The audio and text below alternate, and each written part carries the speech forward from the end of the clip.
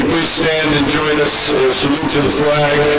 At the conclusion, would you like a moment of silence for former Fire Chief Joseph Riccadella, who we lost last week after a serious illness. So we'll do the Pledge of Allegiance, and then we'll do a moment of silence for Chief Riccadella. I pledge allegiance to the flag of the United States of America and to the republic for which it stands, one nation, under God, indivisible, with liberty and justice for all. And a moment for Chief Riccadella.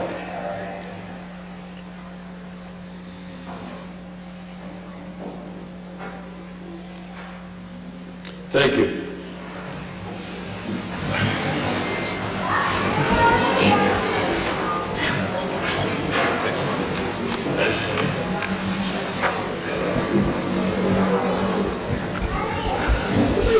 Pursuant to Section 5, Chapter 231, Public Laws 1975, this is to state for the record that adequate notice of this meeting has been provided to the public by posting and maintaining the annual notice of regular meetings on the bulletin board of the municipal building, by mailing the annual notice of regular meetings for 2019 to the News Record and Star Ledger in December 2018, and by filing said notice in the office of the Township Clerk.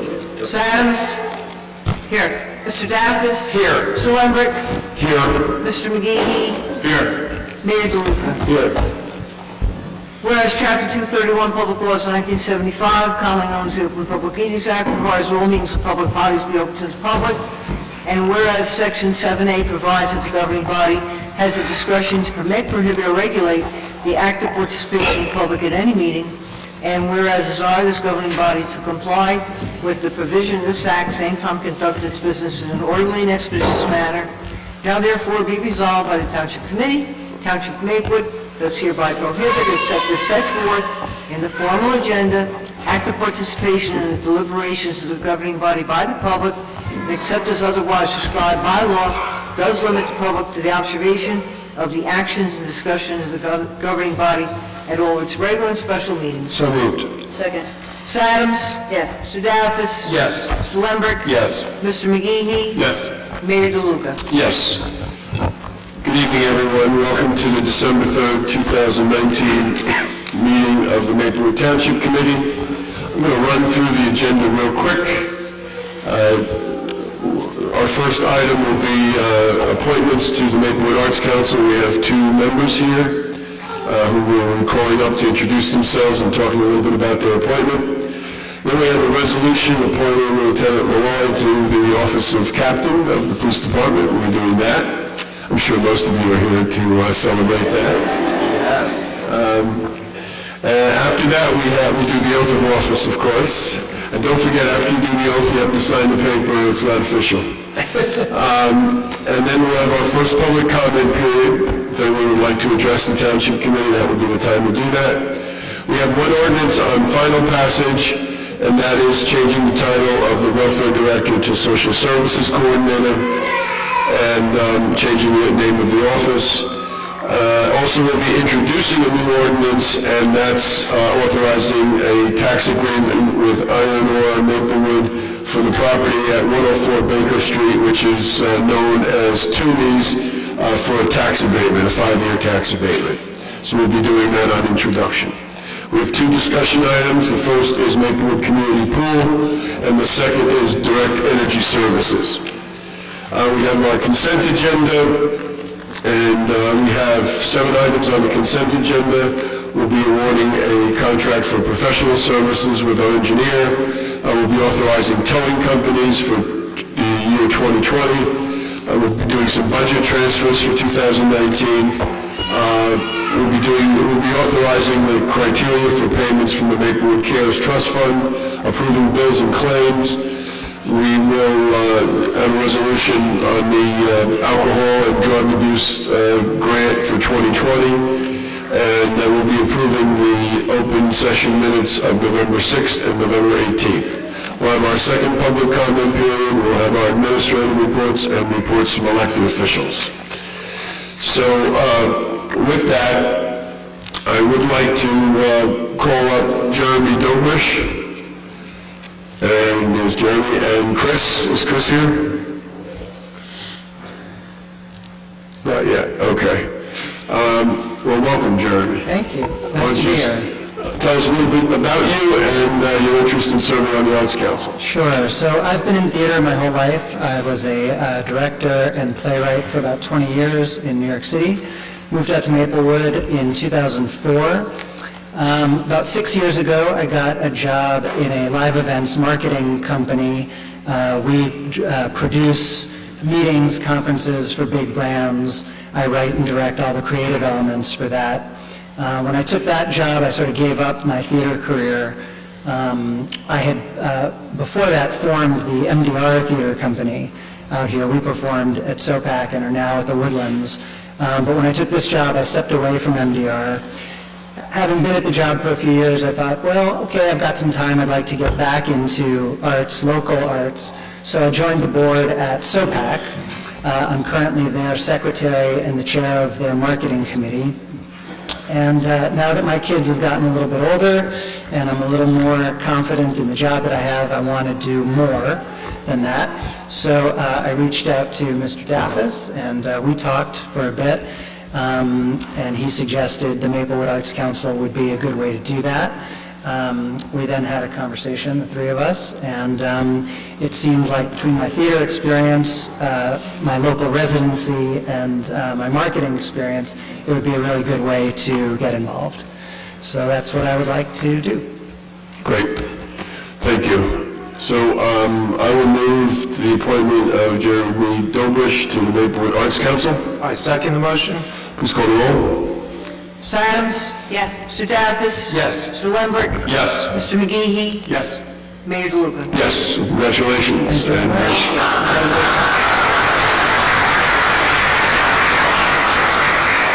your first meeting is next Monday night. And we'll wait a little bit to see if Chris shows up. He may be delayed. If not, we'll take care of the appointment towards the end of the meeting. Right now, we have Resolution 254-19. Mr. Mayor, Resolution 254-19 is a resolution appointing Lieutenant Naima Najia Malloy to captain of the Maplewood Police Department.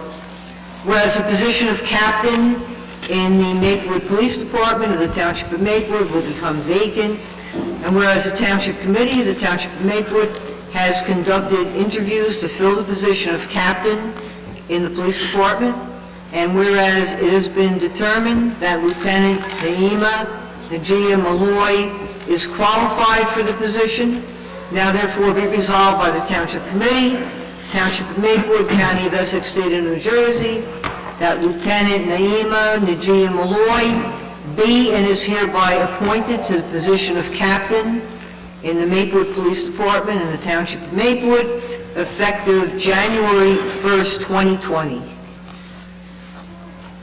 Mr. Mayor, I would like to move resolution number 254-19, appointing Lieutenant Malloy to captain of the Maplewood Police Department.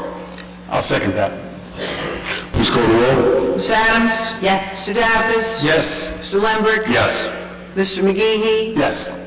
Mayor DeLuca? Yes, congratulations.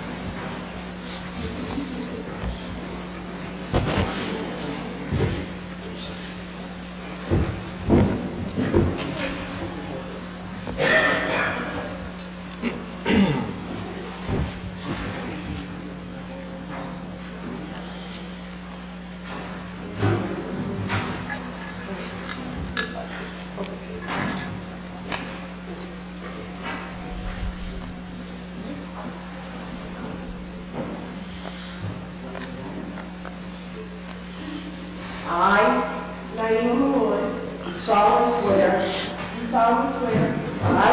that I will support the Constitution support the Constitution of the United States of the United States and the Constitution and the Constitution of the State of New of the Jersey, State of New Jersey, and that I will bear and that I will bear true faith true faith and allegiance and allegiance to the governments established to the governments established in this state in this state and the United and the States, United States, and under the authority and under the authority of the people, of the people, that I will faithfully, faithfully, impartially, impartially, and justly and justly perform all the duties perform all the duties of the office of of the office of Captain Captain in the Maplewood Police in the Department, Maplewood Police Department, according to the best of my ability, according to the best of my ability, so help me God. so help me God. Congratulations, Captain.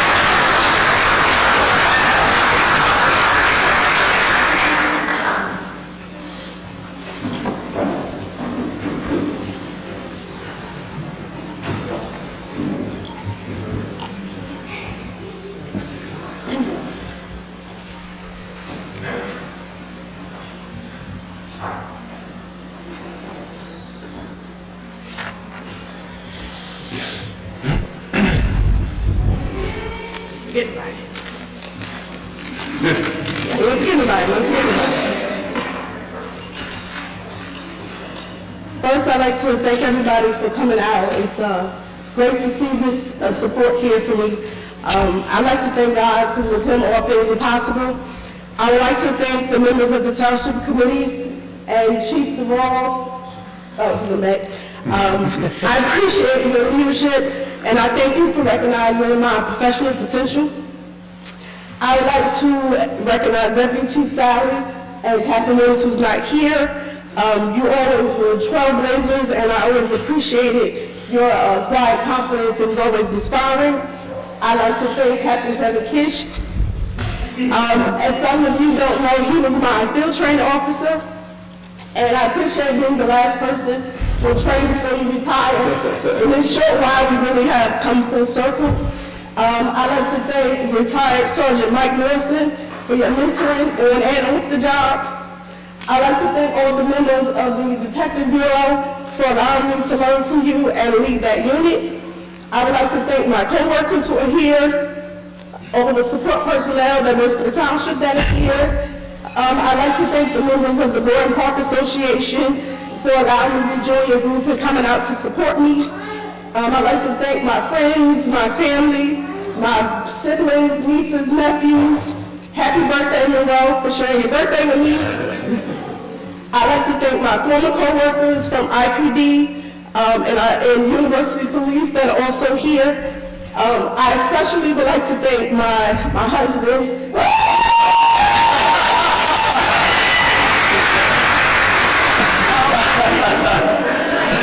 Wow, your husband got more applause than you did.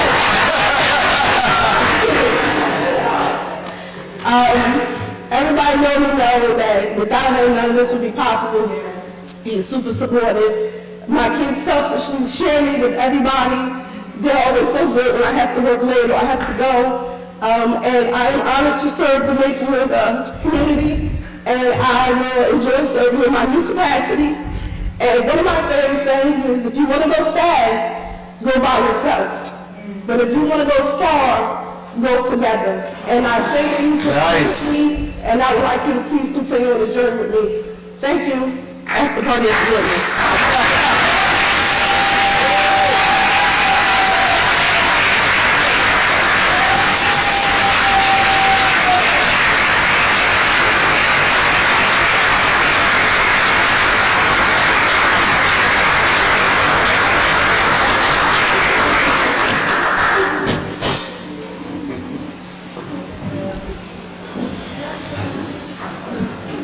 Mr. Mayor, before we dismiss everyone so they can go celebrate, I'd like to make some personal remarks to Captain Malloy and the members of the audience who are with us tonight, if I may. Thank you. Captain Malloy, congratulations to you and your family, your friends who are here, and to our entire community. I'm not playing favorites by making personal remarks to you, but it's because you and I have sort of risen the ranks during my short tenure on the governing body very quickly, and I've gotten to know you personally and professionally. So I want to let the public know and your support system know here that we are appreciative of your energy, your professionalism, and your leadership qualities. I've seen you in the community, I've seen you in the office. You're a hard worker, you're very sincere and dedicated at what you do. And your style is exemplary of who we can be as a department and who we are becoming as a department. And the community at large really benefits from you. I hope you continue to rise. I see you as the future of our department, personally, and I hope you inspire other officers out there to be their best as you are becoming the best. Thank you. Thank you.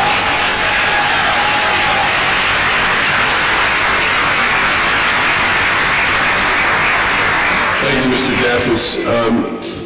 I just wanted to congratulate you, but I also wanted to talk about the moment here. When I came on the Township Committee 22 years ago, the makeup of the police department was mostly male, mostly white. And I sat with a terrific colleague, Celia King, and she and I said that we were going to work to change that.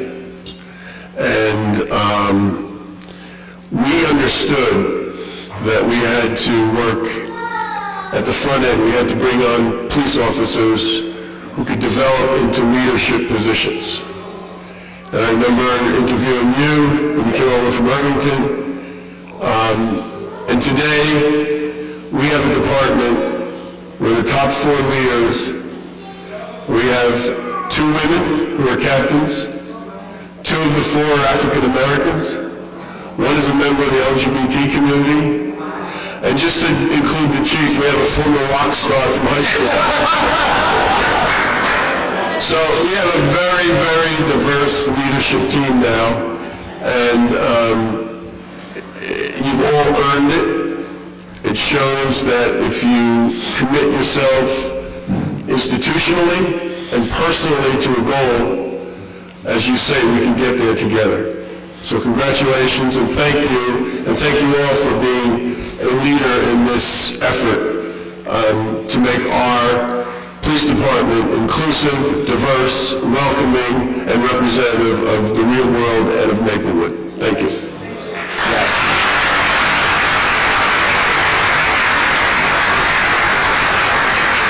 And thanks to the Board and Park group for coming out. I remember we went to that first meeting there, and I know Colleen was supposed to be here, but she couldn't make it, so she wanted to... She's here. Oh, she is? She's here. Oh, okay. There she is. All right, okay. And Sarah and, yeah. All right, so you have a party at the Woodland? All right, so unless anyone else has anything to say? Yeah. All right. See you at the Woodland. Motion to adjourn? Yeah. So we're going to take a 5-minute break, and so you can exit and go to your party, and then we'll continue with our meeting. Yeah.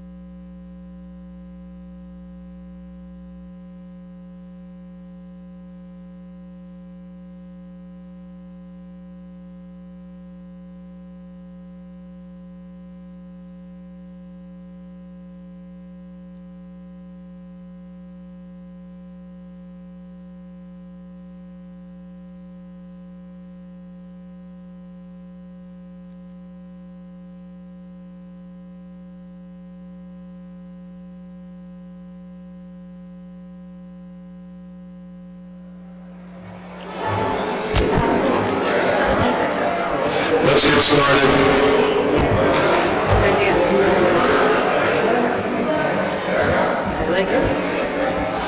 Okay, we have our first public comment session.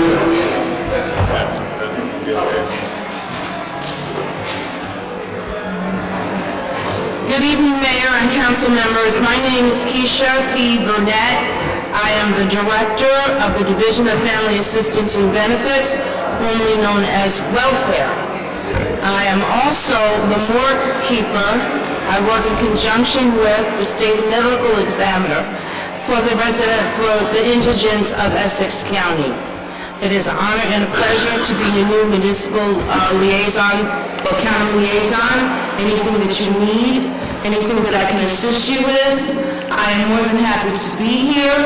As I stated, I am the new director, and we are moving, as we've changed our name, to give it a more positive image, and at the same time, to go with the new positive image, I will be moving the office from the traditional 18 Rector Street to the new 320, 321 University Avenue, which is down the hill from the Essex County complex, June of 2020, and we were all invited. The interior is going to match the new positive attitude that we have, our purpose, our passion, and we're going to do it with an impact. So once again, anything that you need, I've given you the cards.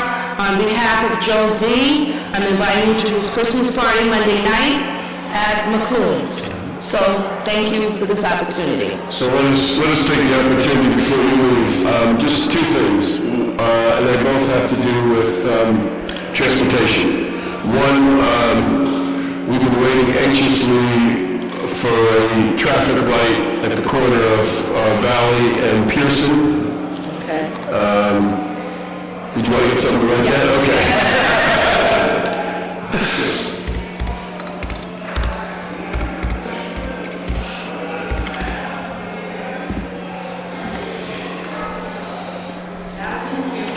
Yes. So there's a traffic light. We've been working with the engineers, and I know there was a bit of a hiccup with the bidding process. It came in higher, but anyway, if we could get we know it's going to be in 2020 sometime, but we could sort of get a time period, that would be good. And the second thing is, we've been talking to the engineer about replacing the apparatus for the traffic lights on Springfield Avenue. The timers and everything, they're very old, the cameras are very old, they're obsolete. It's about an $80,000 job, and we've talked to the county about going 50-50. They would provide 50%, we would provide 50%. We're still waiting for that to be finalized, so if that could, because that could happen even during the winter months. We have some real severe traffic problems on Springfield Avenue right now. Okay? And I think Ms. Rivera is going to talk to you offline, or you're doing now? Sure, I'd like to also just to be in communication with you. We have our So Much of Towns coordinator who has our age-friendly initiative, and we've been trying to get in communication with someone over at the county to work on spilling over some of our initiatives here we've been working with as far as transportation goes for seniors and any other programming. So I'm going to give them your information and just sort of want to connect the two of you to keep that conversation going. It's a grant that we've applied. We have an additional 2 years. So, and we're looking to potentially have this as a shared service, so it's going to be an ongoing thing. And we'd like to get the county involved also because it has a lot to do with the senior transportation and any other programming that both South Orange and Maplewood are doing together. So I happen to be best friends with the new director for seniors. So I will call me and we'll work it out. Thank you. Ms. Burnett, who is the new director for seniors after Mr. Boyd recently retired? I can't make that announcement until... And no worries, we will deal with it off record down the road, but thank you. Okay. Mr. Mayor, just for you, I just want to emphasize what the mayor communicated. This traffic light on South Pearson Valley is very imperative. We have a whole community that's basically the youth that cross that street every day to get to the school. And although we have a crossing guard there, they cross at different times, but the crossing guard's not there. So we have a whole community that's basically severed because of that very dangerous road. And we were very close to getting it, and it didn't happen. And we promised our residents that would happen in this school year, and did not. So as soon as possible, that can be done, would be great. We also had a pedestrian get struck on Springfield Avenue today. Yeah, we did, right. I will do my best to move it along. Thank you very much. Appreciate that. Thank you. Is there anyone else who would like to address the Township Committee? Okay, we'll close that first public comment period. We'll now move into our monthly Board of Health meeting. Thank you, Mr. Mayor. Pursuant to Section 5, Chapter 231, Public Laws of 1975, this is a statement for the record that adequate notice of this meeting has been provided to the public by posting and maintaining annual notice of regular meetings on the bulletin board of the municipal building, by mailing annual notice of regular meetings for 2019 to the News Record and Star Ledger in December 2018, and by filing said notice in the office of the Township Clerk. Mr. Adams? Here. Mr. Davis? Here. Mayor DeLuca? Here. Mr. Lambert? Here. Mr. McGee? Here. Whereas Chapter 231, Public Laws 1975, commonly known as the Open Public Meetings Act, requires that all meetings of public bodies be open to the public, and whereas Section 7A provides that the Board of Health has the discretion to permit, prohibit, or regulate the active participation of the public at any meeting, and whereas desired of the Maplewood Board of Health to comply with the provisions of this Act, same time to conduct its business in an orderly and expeditious manner, now therefore be resolved by the Maplewood Board of Health, Township of Maplewood, does hereby prohibit, except as set forth in the formal agenda, active participation in deliberations of the Board of Health by the public, and except as otherwise prescribed by law, does limit the public to the observation of the actions and discussions of the Board of Health at all of its regular and special meetings. So moved. Second. Ms. Adams? Yes. Mr. Davis? Yes. Mayor DeLuca? Yes. Mr. Lambert? Yes. Mr. McGee? Yes. Thank you, Mr. Fritz. Our next agenda item is a resolution approving municipal alliance grant application. Ms. Fritz, would you like to read that resolution? Would you like me to read it? I can read it. So this resolution is on the consent agenda. Okay. That's what I thought, yeah. Well, it's also on the agenda as well. I think it should be a discussion. Okay. Do we want to do the minutes? So we will do the minutes. Okay. I will now entertain a motion to approve the minutes for the November 6, 2019 meeting. So moved. Second. Second? Yes. Mr. Davis? Yes. Mayor DeLuca? Yes. Mr. Lambert? Yes. Mr. McGee? Yes, thank you. So is this resolution on the consent agenda? Should we take it off of the Board of Health agenda or not? Okay. All right, so we'll strike. The reason being, I just prefer you pass it as a township committee as opposed to the Board of Health. Right. There, okay. So we'll strike that from the agenda. Number 5, resolution approving the alliance grant application. We will now have a discussion of appointing Assistant Health Director Candace Davenport as Maplewood representative to the Essex County Regional Health Commission. Mr. Rowe, please approach.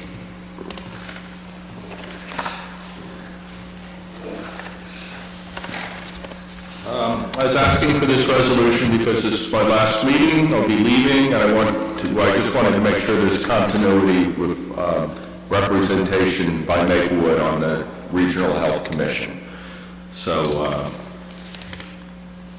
just for no other reason than that, I wanted to keep the continuity. If you want to, it doesn't have to be done tonight, but it just seemed like an appropriate time to do it. She is qualified, yes. And I think I've explained the Essex Regional Commission before, if anyone has a question, but each town on the commission gets one vote, and typically it's the health officer, and it could be the assistant, and that is the case with some towns. And so I just wanted to make sure Maplewood was still represented. I would move for appointment. I second. Yeah. Okay. Ms. Fritz, can you call the roll, please? Ms. Adams? Yes. Mr. Davis? Yes.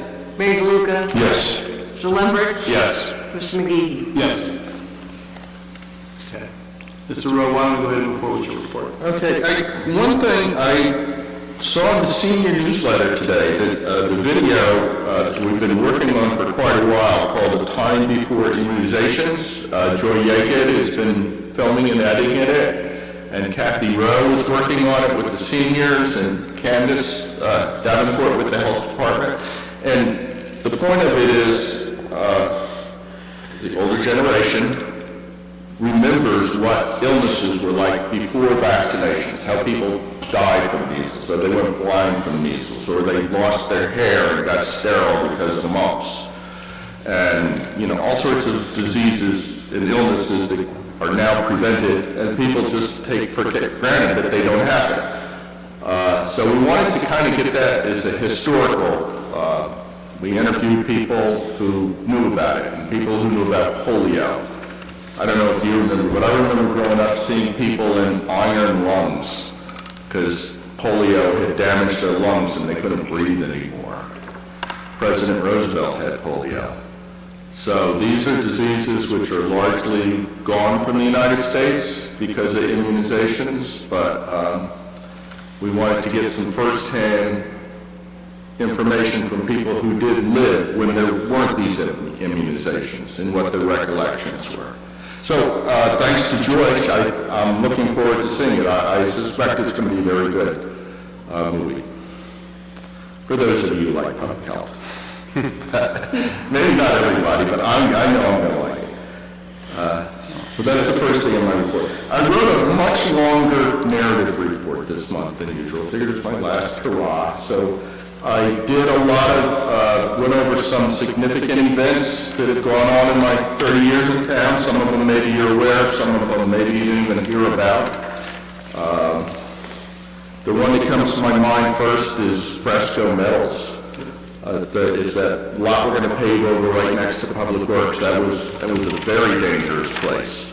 And my heroes in that, they were using cyanide salts and acids together, and they stored them right over each other. I cannot understand why they did that, but they kept doing that. And the heroes of that whole episode, to my mind, were the joint meeting, because he was putting heavy metals down the sewer line and also down the storm drain line, which became a part of the lawsuit, as I recall. So it was just an awful, dirty factory, and it was a disaster waiting to happen. And because of the joint meeting and the township intervening, this was what drove me crazy back then was the DEP and the EPA seems powerless to stop them. Their laws and regulations weren't strong enough. So it fell to the local governments to try to stop this potential disaster. And fortunately, we were able to do it before anything really bad happened. So that's the one that really sticks out in my mind. And then the other was the lead paint ordinance. We were 14 years ahead of the EPA in doing an ordinance. Mayor DeLuca accompanied me to the, you weren't mayor then. No, you and I went to... And we went to the federal EPA building in New York and got on board. That's the only plaque that's hanging in my office. You ever see it? That's what that is, and I'm fairly proud of it. Christy Whitman was the director, the EPA. Yeah, we have that picture in my office. So that was another significant. But there's a whole line. It's just, it's kind of event after event after event. And we always worked as a team, trying to solve the problems. And so I made a list. It was rather lengthy. I made a list of a couple of what I see as my failures. I never got the dog. I don't know, finance guys in here, but I never got the dogs and cats to add up right. Over 30 years. The auditors always found mistakes. They had like laser vision and they find a mistake. And we came close a lot of times, but I never got it right. Well, Mr. Rowe, you should, be recognized for your assessment or your theory about the lead paint and the leaf blowers and how that correlation is, we're involved with leaf blowers. Yeah, it's a little unfinished business. But that's, Mikey Sherrill recognized that. I think that should be recognized by us as well. Yeah, I thought I was just going to get a thank you very much for your comment letter back from their office, but no, they wrote a long letter saying that they had already thought about this problem and they were hoping to get some studies done on it. So maybe we'll be hearing. This is when I do inspections, a lot of times people, young parents particularly, I do help them figure out if there's a lead hazard in their home. We do that as a service and courtesy to our residents. It's not required. And I find lead. They'll have brand new windows, brand new siding, but I'll find lead dust on their windowsills. And you're like, where did this come from? And I can't say positively, but my theory is that I know there's lead in the soil next to homes because of the old lead paint that had fallen into the soil 40, 50, 60, 70, 80 years ago.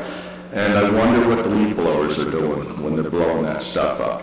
It's my theory. I don't have it. I can't positively say that's it. In the meantime, what I do is I tell parents to put a new layer of soil down, to wash their windowsills, and plant grass wherever there's bare soil near their house. And that works. It's it's not high-tech, but it works.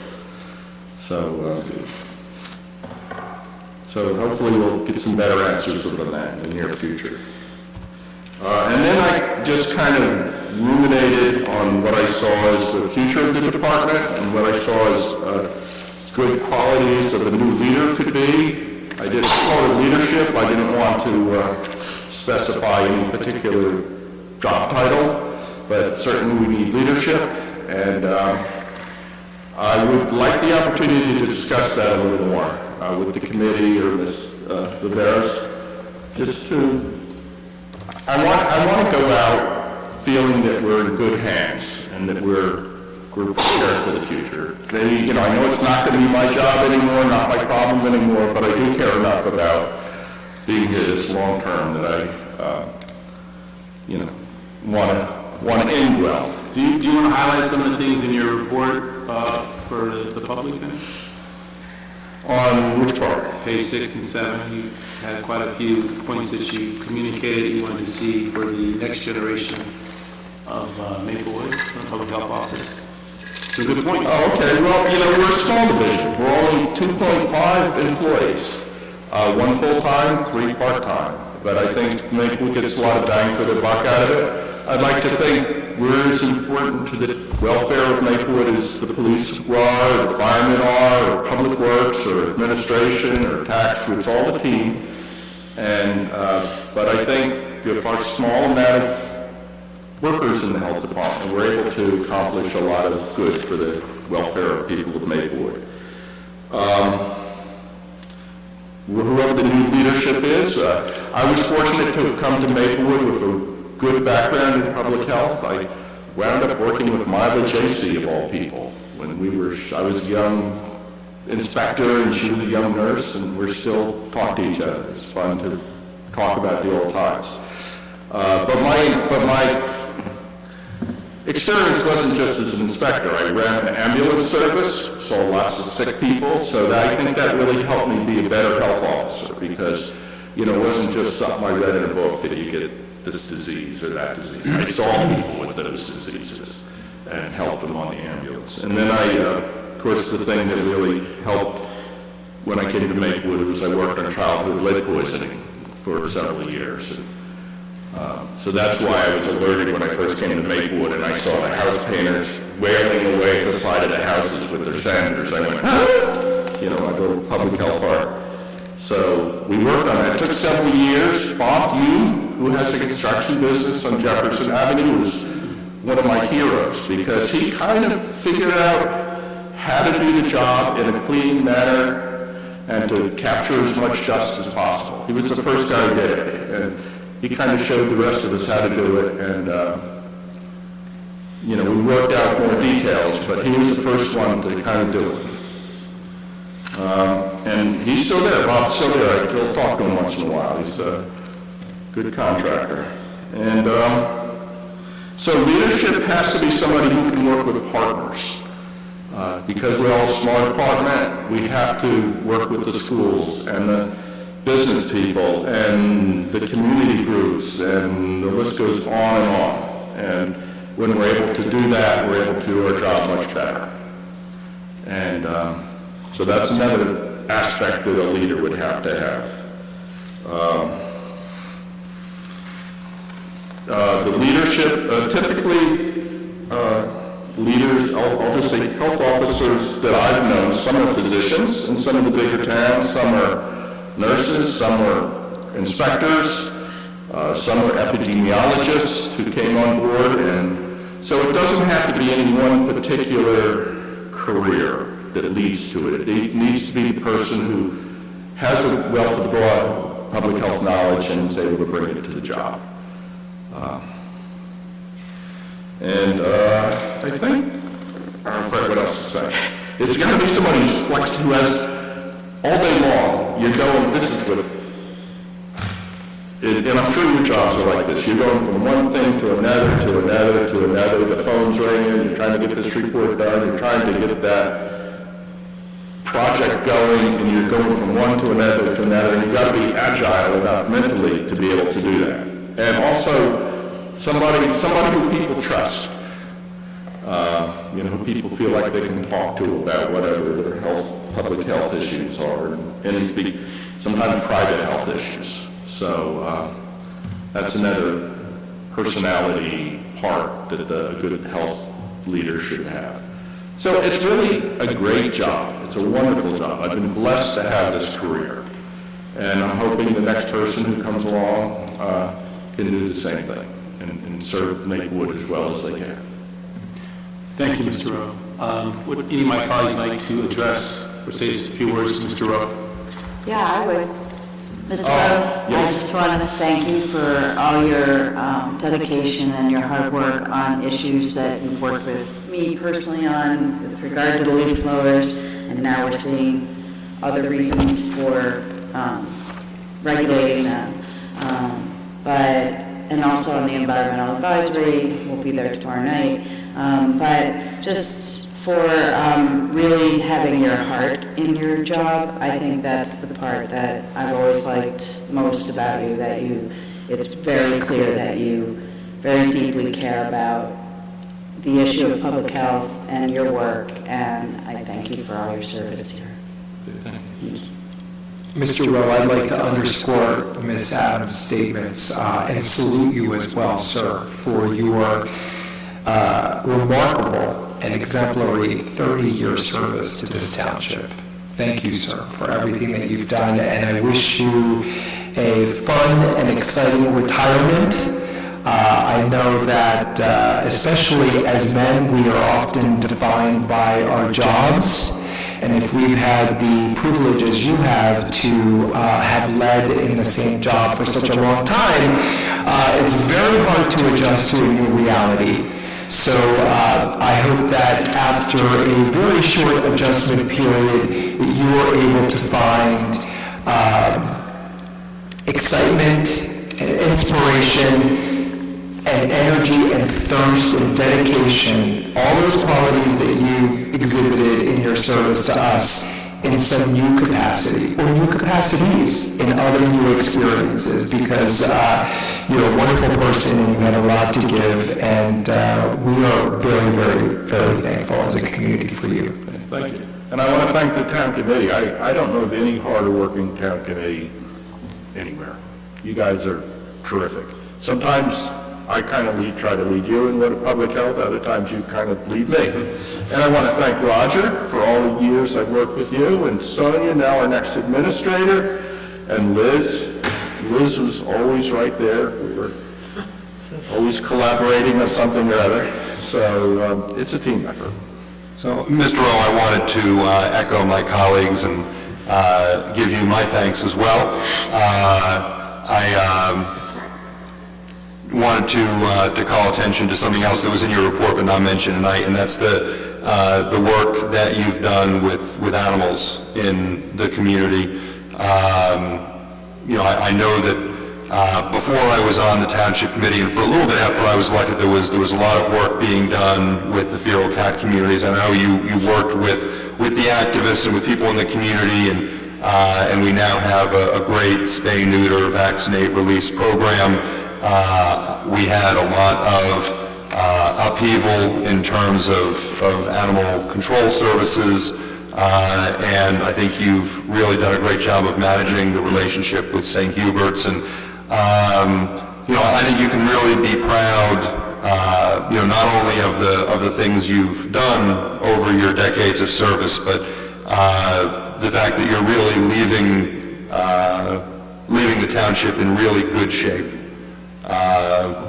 And you've continued to sort of evolve in the position, and, even this year bring issues to our attention like the vaping and things. And I think that in, public health, I'm recalling the tobacco where we changed the age. I think that you've really helped us to lead the way and brought ideas to us that have helped us to pass resolutions, to pass ordinances at your urging and with your guidance that have then become standard either, in other communities or statewide.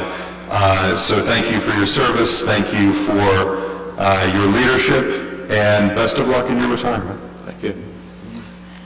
So I just wanted to say, I've worked with you a long time. It's been an experience, believe me, for both of us. For both of us. You have to put up with me and all the things we come up with. But we're both in the Achilles. That's true. We share that. We share the Achilles from sports injuries. But a couple of things that struck me as you were saying, sometimes you were leading, sometimes we were leading. In general, whenever we came up with an idea, sometimes you were hot to trot on it and sometimes you were lukewarm on it, but in the end you got excited about it and did it. And I remember when the Affordable Care Act first came out, when we brought that to you, we said, we ought to take a leadership role, and you said, no, I'm not sure, and then you just jumped on it, and you got so excited about it, and you had the navigators here all over the place, and that was you. You really cared about your job, or care about your job, and care about this community. We see you at weekends, at festivals and fairs, walking around booth to booth. So you really made this part of you. And I remember, and I know you remember the time when there was an effort to do away with the health department in the shared service, under shared service, and to do away with your position. And some of us fought that and kept it. And I just want to tell you, I never had any regrets from fighting, to keep that, because you have proven that it was a smart decision to keep the health department intact and keep you as the leader there. So thank you for doing that, and I'm glad we kept you around. Thank you. That was another adventure. So, Mr. Rowe, I would say that, 2 years ago when Ms. Larrier moved on from the Township Committee and I became the chair of the Board of Health, I didn't know exactly what to expect, how we would work together. But I can say that it has been an honor and a privilege to work with you over these last 2 years. And not just during this meeting, but outside this meeting, all the other organization committees that were together, and from Municipal Alliance and so forth. And, and the Mayor touched on something I was going to mention as well, is that you have a thankless job, because when everything is going well, no one really recognizes you. You're invisible, but you're so valued. And the fact that you never complain or never say, look at me, or whatever, that shows that you have class and you have character. And that's something that I've noticed about you since I've been a member of the Township Committee, that you're class, and you're a class act. And I just want to thank you for being part of this family, being part of this township, and I wish you the very best. Thank you, Mr. Ray. Thank you so much. Thank you, everyone. Awesome. Great.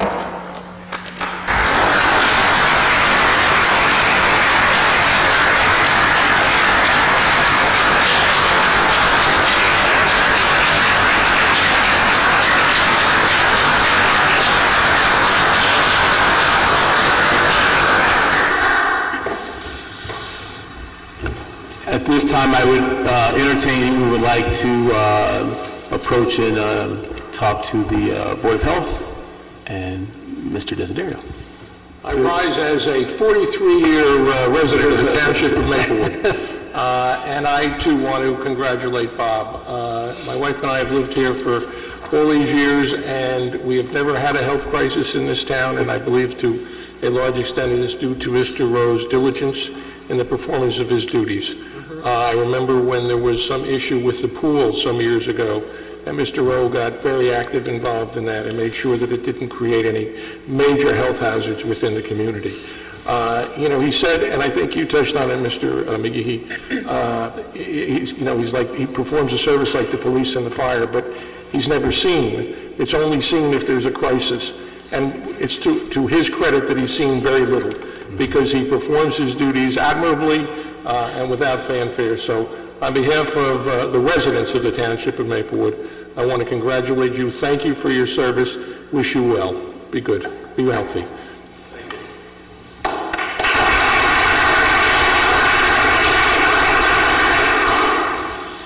Would anyone else like to address the board? Seeing no one, will close that. I'll now entertain a motion to adjourn. Mr. President, I move we adjourn this meeting. Second. Schwitzen. Ms. Adams? Yes. Mr. Daftis? Yes.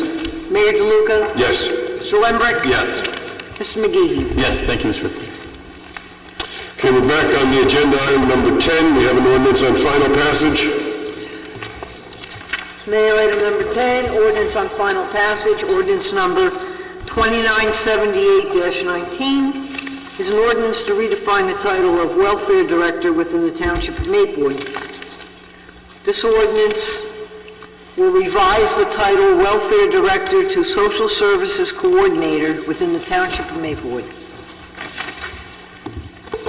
This ordinance has been published, copies posted on the bulletin board in the municipal building, and copies made available to the general public in accordance with the law. Is there anyone who wants to speak on this ordinance? Seeing no one, will close the public hearing. Mr. Daftis, can we get a motion? Yes, Mayor, I move this ordinance be adopted as a whole and the clerk be directed to publish the same as a passed ordinance in the Maplewood South Orange News Record according to law. Second. Any discussion? Please call the roll. Ms. Adams? Yes. Mr. Daftis? Yes. Mr. Lembrick? Yes. Mr. McGee? Yes. Mayor DeLuca? Yes, thank you. We have an ordinance on introduction. Yes, Mayor, item number 11, ordinance number 2979-19, is an ordinance authorizing the execution of a tax agreement with Iron Ore Maplewood LLC for property within a rehabilitation area at 104 Baker Street and granting a tax exemption. This ordinance will authorize a 5-year tax agreement with the developer of 104 Baker Street. Ms. Adams.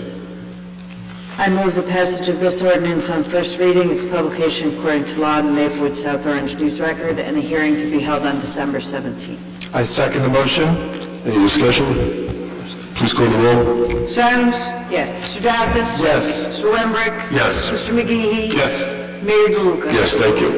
We have two discussion items. I'd like to flip those, do direct energy services first. Mr. McGee, you put this on? Yes, I did. Thank you, Mr. Mayor.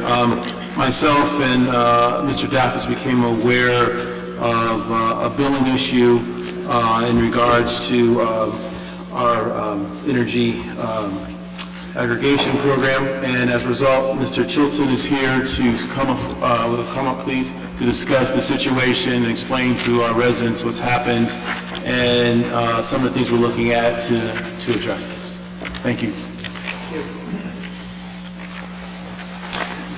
Good evening. So I'll provide a little bit of background. This involves, as you said, there were, I guess starting a little early last week, there were some inquiries that came directly to our office, and then several were brought to by Committeeman Daftis and your office and through Net. So there was sort of a growing number of inquiries regarding some confusion on the bills that folks were getting from Direct Energy under the Energy Aggregation Program, where folks were seeing charges different than what they thought should have been applicable for their usage in the prior month. So when we started looking at some of these folks that had approached us or brought to our attention, we noticed it looked like they were being budget billed, and then we went back to our records to check the original files from PSE&G, and I'll give you a little background. So roughly 15 to 20% of folks in a typical town, including Maplewood, have budget billing plans with PSE&G where it's a levelized amount every month, and under the bid specifications and the contract that we awarded to Direct Energy, the supplier is required to sign up all those folks that have a budget billing arrangement with PSE&G to sign them up with a budget plan for the supply portion. So the folks that are on a budget plan continue to have a budget plan.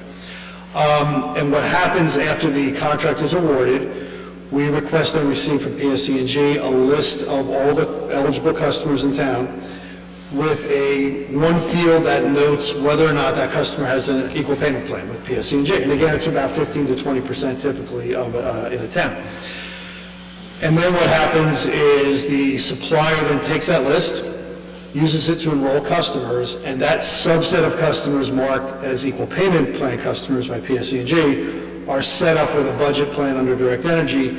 And essentially the way Direct Energy or any supplier does it, which is similar to how PSE&G does it, is they look at the most recent 12 months of usage history, and that's just a number, let's say, pick an easy number, 12,000 kilowatt hours. They multiply that by the contract rate to figure out over the course of the year what the total expenditure would be, and then they divide that by 12, and that becomes the levelized amount that's put on the bill. And so the typical process is the suppliers sets up those 15 or 20% of the folks in the town with the budget plan using that calculation, and away you go. What happened here, after some digging, we tracked down Direct Energy, I think on Wednesday, then they got their team together yesterday morning. Turns out what they did by mistake, I mean, they clearly admit it was an error on their part, is they inadvertently signed everyone up in Maplewood with a budget plan, instead of just those 15 or 20% that should have been set up. And it's unique, lucky us, to Maplewood. The other towns in this aggregation were not set up that way. Each town had its own file from PSE&G, so each one was handed off to the billing department. It just happened this particular file was handled incorrectly at some point. Okay, so that's what happened. So now what happens in the budget billing, as I said, you have a levelized payment every month. And so our contract started in July, which is typically for the vast majority of customers the highest usage period in the summer. So what happens under a budget plan is you set a levelized amount every month, and then during the summer, typically you're using more than your average amount of usage. So for those first couple of months, you would get, if you're on a budget plan, you would get charges that actually are less than what the amount would dictate based on your actual usage. And so then what happens typically over the course of the next several months is as your usage drops in the fall, you're now using less than what the budget plan would dictate. And that's sort of how you even out over the course of the year. Now, the folks that were brought to our attention last week, it's a small subset of the customers affected. They had an amount on their bill, which, for a billing period, say in October, when usage is typically pretty low, they're seeing an amount on their bill that's greater than what their usage that month would dictate. And there was also a line item on that Direct Energy puts on the bill, which basically says this is your outstanding balance under budget billing. And that essentially means a running total since the beginning of the contract of what you've paid under the budget plan versus what you would have paid if you were just paying as you go based on your usage. And so for many customers, because you had, again, that first couple of months in the summer, you built up sort of a deficit because you're being charged less than what you used, and now you're working that off. For a good number of customers, that there's still a positive balance showing on the bill. So that's what kind of brought folks' attention. Okay, so that's what happened. We had, there's about 5,300 participating customers in Maplewood.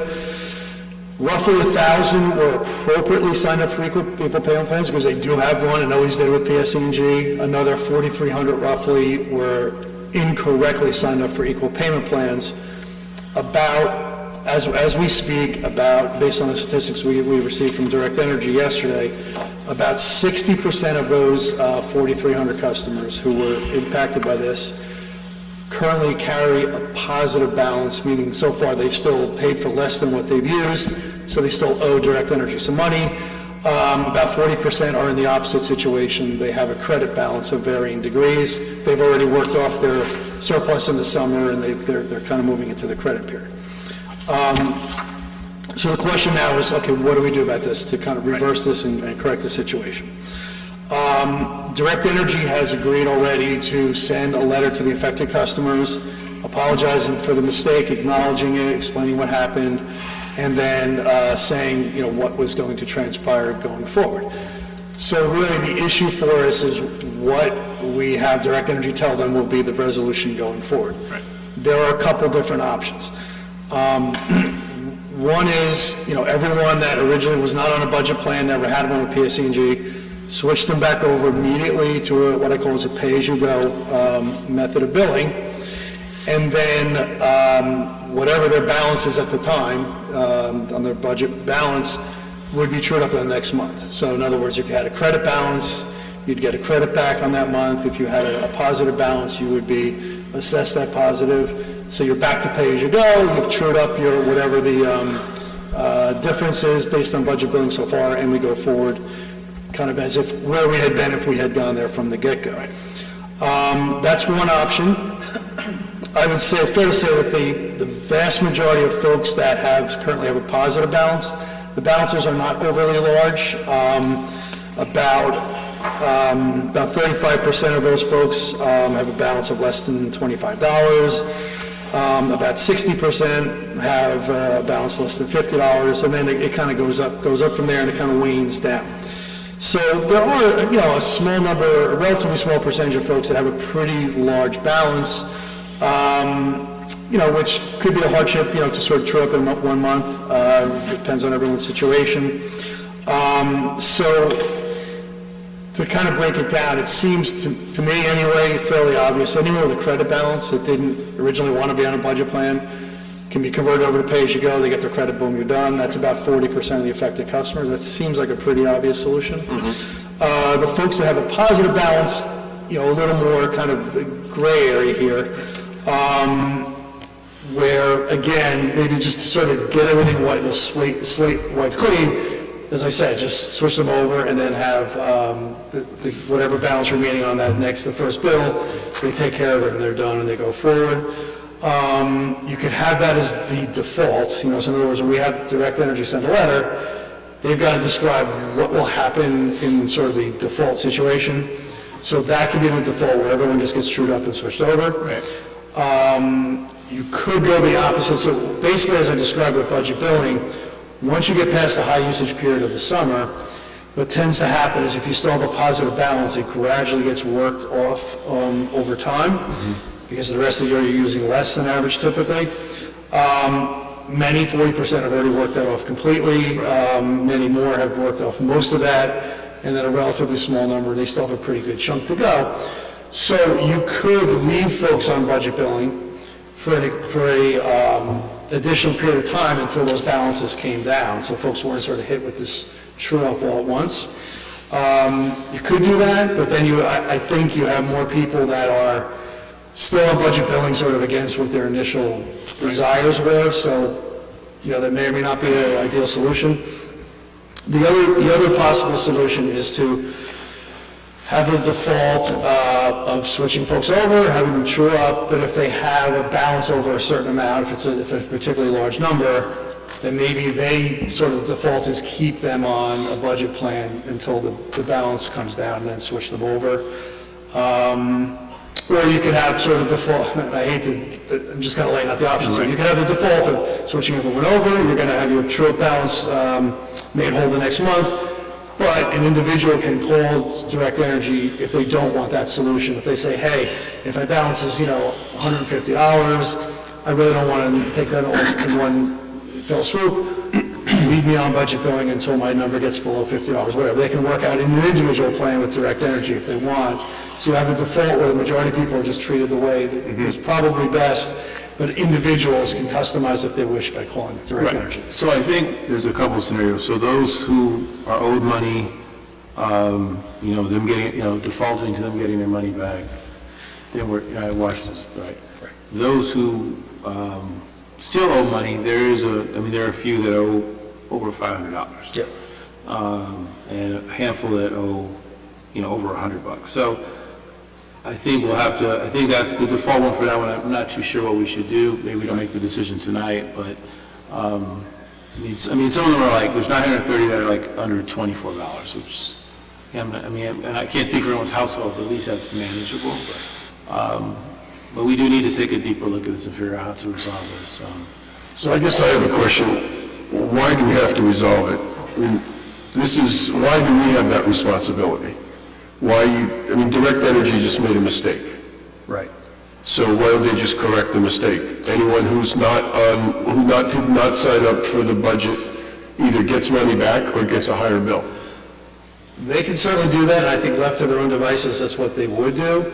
What I wanted to do is bring a few options to you. What is our standing? Whatever we direct energy do, they'll do. Right. We're willing to do any solution. What is our standing? I guess this is a question. These are individual accounts with PSE&G and Direct Energy. Correct. What is our standing to say that somebody should get their money back or somebody should have to pay what they use? They used it. It's not like they've already used the electricity. Right. I don't understand how we should be involved in making that decision. Well, we're the ones that made the decision. Yeah, we created this. We created the application. We didn't create the mistake. No, we acknowledge, I think, we may not make a decision that's different, or we may not want to direct energy here, but I do think I prefer that they're coming to us and saying, can you give us some guidance here? We're the people the community chose to sort of speak for them. But I think if someone has an option to go on to a budget plan, it seems to me that's as far as we should go in making our decision. We should ensure that they have the right either to go on a budget plan or to get their money back. I'm one that I'm overpaid by $35. So I paid more than I used by $35. So I can either decide to keep it on the budget plan or give me my $35, right? I should have that, as a customer, I should have that decision. Right, the issue here is that these are folks that never had a budget plan, so I think the presumption is that if they had, the presumption is status quo. When we started, the whole premise of the program was those folks that have a budget plan with PSE&G, presumably that's what they want, they've opted for that, so we're going to preserve that, and everyone else is status quo. So this mistake by Direct Energy has put these customers into a different billing mode than what they're used to and presumably what they want. Right. So we certainly want Direct Energy to rectify that. The only issue is, do we want them to do something which will mitigate the impact of this true-up balance? We want them to mitigate as much as they can, so they should give people the option to stay on the budget so that they can pay off this debt over time. But here's the issue. I think, say the letter goes out to 4,300 people. Everybody's busy, they have lives. There's certainly going to be a significant number that don't pay attention or whatever. So I think we need to have a default that folks will get if they don't step up and say firmly, this is what I want. And so I'm with you. I think it ought to be treated just sort of in a straight fashion where it gets converted and the trip gets paid off. You don't think any of the five customers that owe $500 or more are complaining about this, do you? It's the people who have overpaid that we're hearing complaints from. Oh yeah, the credit's right. To me the credit is... The credit isn't easy. That's easy. That's 1,000, that's 1,500 people? Yeah. That's 1,700 people. That's easy. Give them their money. Agreed. Those are the folks we're hearing about. Anybody who's using more electricity than they're paying for right now is not coming to us and saying, hey, I'm being underbilled. People are saying they're overbilled.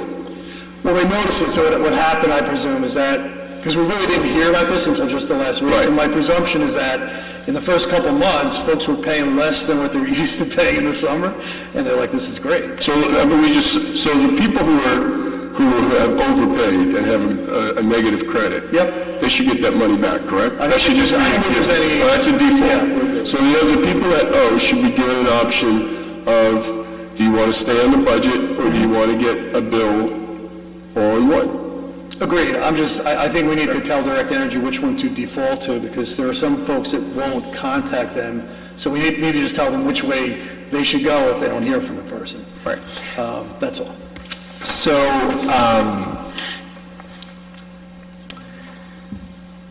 can you tell us a little bit about, to the extent that you have knowledge of this, what steps were taken to ascertain this information? Was there a complete audit of all the accounts done? What was the procedure? Well, I mean, we contacted Direct Energy about this on Wednesday. I know at the time I talked to the head of their billing department. They had a pretty thin staff because it was the day before Thanksgiving, so they got together on Wednesday, and I think they just went through their actual billing records for the program and then generated a sort of a summary report, but they went through the details of their billing system and then just provided us a summary report. I see. And are you aware of the following? Do you know the answer to the following, rather? For those who, let's say that the default is that for those who owe money, that they stay in the budget plan. Nothing changes until the balance is paid off. Based on what you have been able to ascertain from Direct Energy, will that corrective action be possible under the remaining contract period? Well, I'd have to look at a file of each individual customer, but the sort of typical usage profile is, again, highest in the summer. The initial conversations I had with Direct Energy, they indicated that on average, the folks that still have a positive balance, it would be about March when it was kind of brought down to zero on average. Every customer is different. So literally every customer would have a unique answer to that question. But again, on average, they said probably around March, these would be extinguished. Right, so by the 17th month, we would be able to correct this. Oh, yeah, I mean, you definitely would want to do it before the next summer because then you have the situation which goes back up. So in any event, if folks were left on budget billing, I think the default would be either keep them on until their balance is, pick a number, below $25 or zero, whatever it is, or it's got to be corrected by, before next summer, in which case either it's trued up or we just adjust the budget amount to level out over the remaining period. I see. But again, each customer is going to have its own, their unique profile and have a different answer. Right.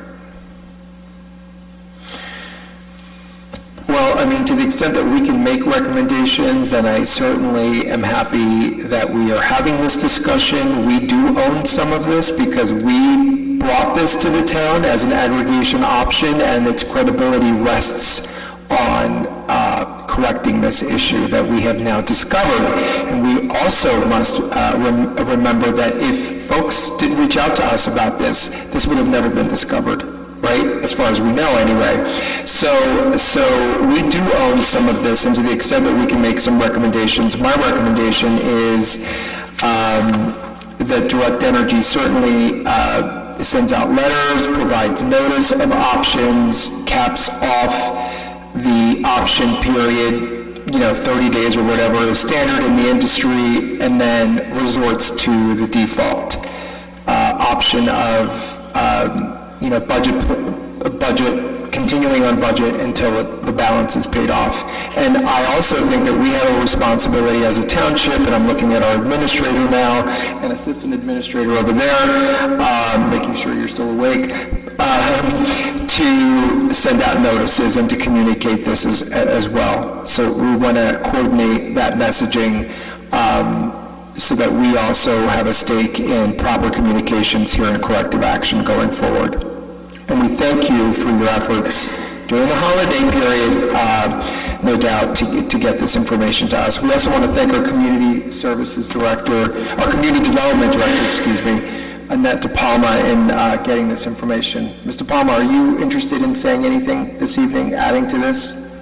At the mic. I don't really have anything substantive. Do you want to come up?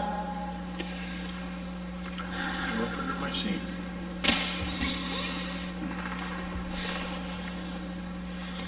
Hi. I don't really have anything of substance to add. The information that Mr. Chilton just told you is, just about what I know. Sure. So I don't have anything else to Thank you. add. Just that I would like to say that But you do have something to add. It's all good, it's all good.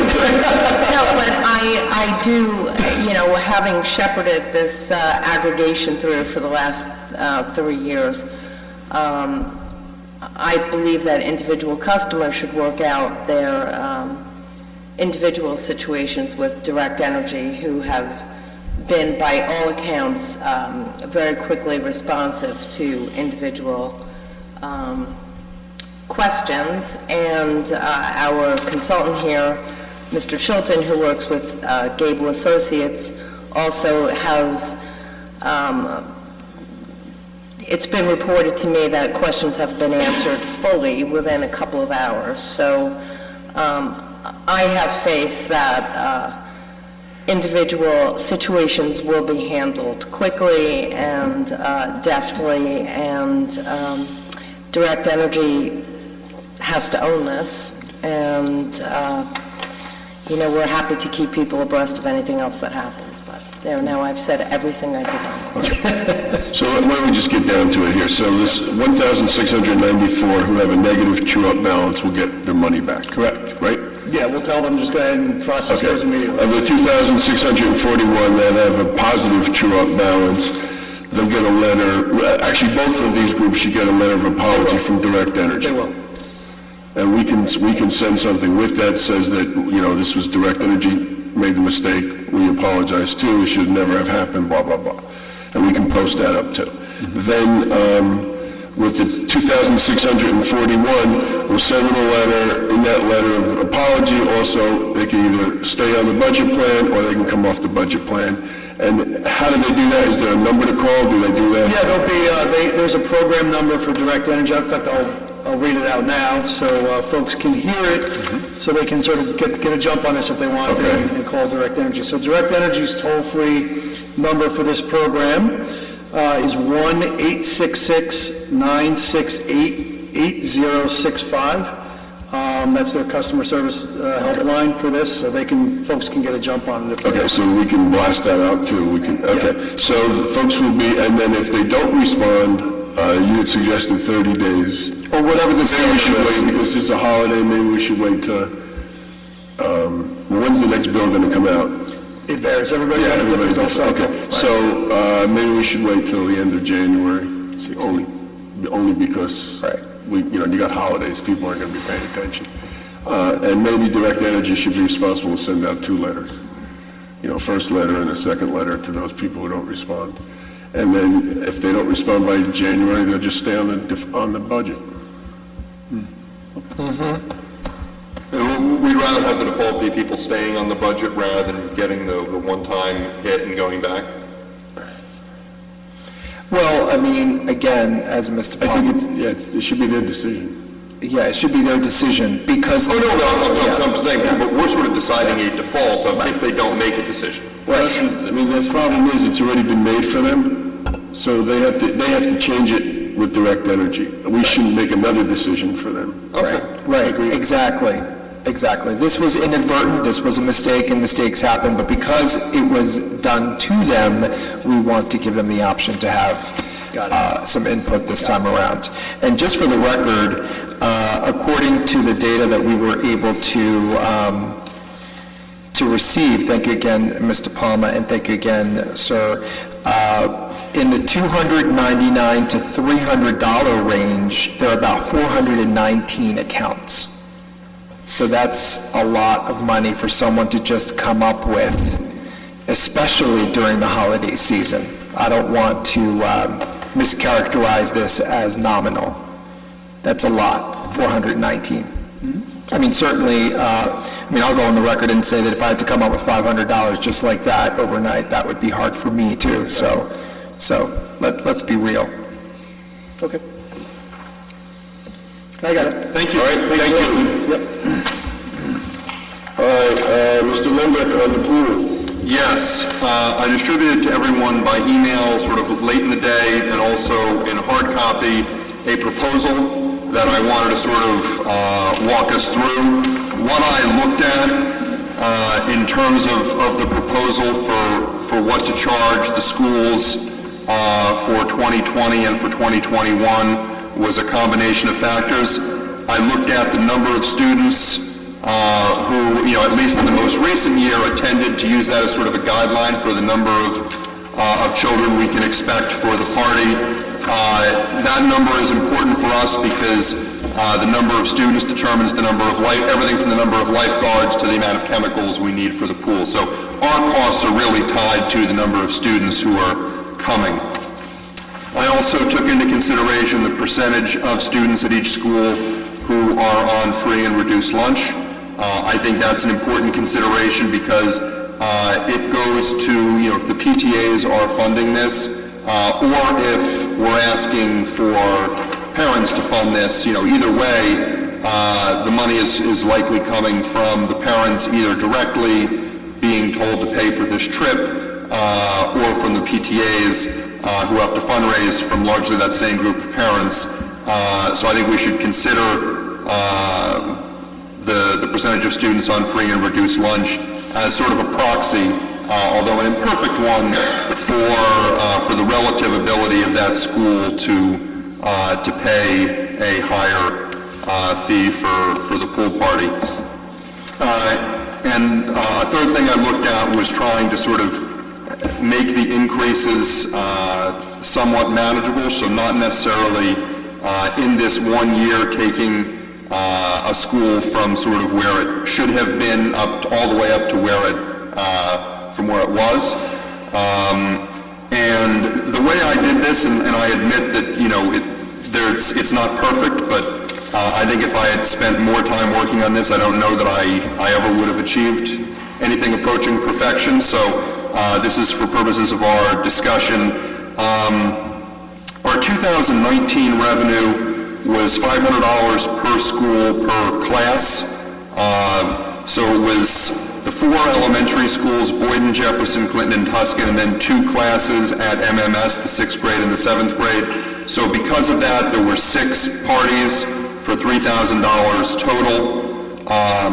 The Pool Advisory Committee came up with a proposal of $750 per student for 2020, and Snapped. did we not pay direct energy? Well, we just turned it off because Okay. safe. Well, I'm glad it wasn't a ghost. I thought it was a ghost for a minute. Well, I was wondering where the light was.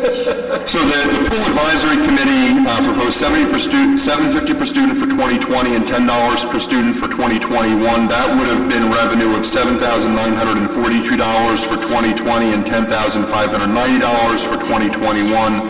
The PTA put in a proposal for a straight $625 per school or per class, which would have raised $3,750. Deputy Mayor McGehee had put forward a proposal that would have raised a total of $5,000 of revenue. I think we decided that somewhere between the PTA proposal, Mr. McGehee's proposal, and what the Pool Advisory Committee was proposing was probably the right number. What I did in terms of my analysis is, again, I looked at the number of students, the percent on free and reduced lunch. I included the $10 per student number here just so you could see it. And then most of my math was done based on the $750 per student number that you'll see here, which would have generated $7,942.50 based on last year's number of students. What I did is in these 3 columns, just to sort of give different ways of sort of getting towards largely the same number. If we reduce by the full percentage of FRLs, in other words, charge $750 per student, but reduce that, basically not charge for the students on FRL, that would be the column that says reduced by FRL, which adds up to $62.51. I then basically did a reduction by just the FRL above 10%, since Tuscan has the lowest. So I did everything sort of above 10%, so sort of a base 10 there. That was about $7,000. And I also ran a number that said, what if we were just to charge half for the, for the students on FRL, so 375, and that's the number that says reduced by FRL divided by 2, which also comes out to a little over $7,000. The numbers that I was sort of basing around for 2020 and 2021 would be $6,000 and $7,000 respectively. The $6,000 for 2020, while it would not bring us to break even, would be a double in revenue from last year. It would be pretty significantly below what the Pool Advisory Committee proposed, which was close to $8,000, but substantially above what the PTA proposal was, which was a little under $4,000, sort of shooting for roughly the middle of that range. And I broke that down by having Boyden pay the same amount. They have the smallest party and also the highest percentage of students on FRL, and I think you could almost make an argument based on the math of having them pay less. But since we're looking to raise revenue, I thought keeping them at $500 for this year was fair. There would be minor increases to Clinton and Tuscan, a more significant increase at elementary school level for Jefferson. They have the largest party, the largest fifth grade class, and also a relatively low percentage of FRL. And then the Maplewood Middle School, which has the two largest parties by far, at $1,500. That would, that's the way I sort of divided up the $6,000. And then looking at 2021, I had basically slight increases for everyone except for Jefferson, MMS, 6th and 7th, and that was because I said before, sort of managing the increase. Over the years, if you look at sort of, they've been paying even. The schools that have been getting the biggest break have been the schools with the largest parties, which is Jefferson and the two Maplewood Middle School classes. This would be a way of sort of managing the increase to give that school and that PTA a chance to adjust to the change, and that would bring us to $7,000 of revenue for 2021. Again, not getting us to break even, but getting us substantially closer than we have been. This is obviously more than the PTA proposed, but significantly less than the Pool Advisory Committee requested, and also worth noting, less than what we actually have previously passed. So that is my proposal. Again, there's lots of different ways to play with the math. I tried to do what I thought was overall fair, as between the schools, taking all these factors into account, but I am only one man and only one member. So with that, I'd welcome any thoughts my colleagues have. Okay, so I'm going to jump in here. I want to thank you first for doing this, and thank you for walking us through it. I wasn't exactly sure what I was looking at initially, and we just received it right before we went into session. So thank you for walking us through it. So at the end of the day, your proposal is taking everything into account to go with these flat rates for 2020 and then for 2021, as opposed to a per student rate. I mean, these could be reduced to a per student rate, but that's what you're proposing, right? That's my first question. Right, and that was sort of based on feedback from the PTA that they would prefer a flat rate rather than having to figure out the per student, just so they could plan, because this is something they put in their budget. And also it would give us, as both the township and the Pool Advisory Committee, some ability to sort of predict what revenue to expect from the parties. Got it. And obviously, to the extent that any school, had a dramatically larger or smaller class year to year, that's something that we could take into account, but these are just based on, the statistics that we were given, which I believe were last year's numbers, and I don't think they would change all that dramatically, at least for now. The reason why I didn't go beyond 2021 here is both because I don't know that we want to make decisions that far in the future, but also because the number of students, as we start getting into the 2021 to 2022 school year, which would then end up in the 2022 pool parties, we may, depending on the status of construction and certain school realignments, we may be looking at different numbers of students in these schools. Sure, and that's a fair point, actually, thank you. And then you took into account the free and reduced lunch, which you said that you would be, and thank you again for that. So according to this analysis, Tuscan's billing would not change between 2020 and 2021. Everyone else's would, and that's because, why was that again? You mentioned. I basically could have put them a little lower for 2020 and then maybe a little higher for 2021, but I was just sort of looking to come up with even numbers. Mm-hmm. And I think that, if you look at it, the right number for Tuscan this year would probably be a little less than 750, and then next year maybe a little more than 750. So I was trying to sort of do that balancing act. I mean, just, the closest comparator to Tuscan would be Clinton. Clinton has 20 more students, but also has almost double the percent of FRL. Right.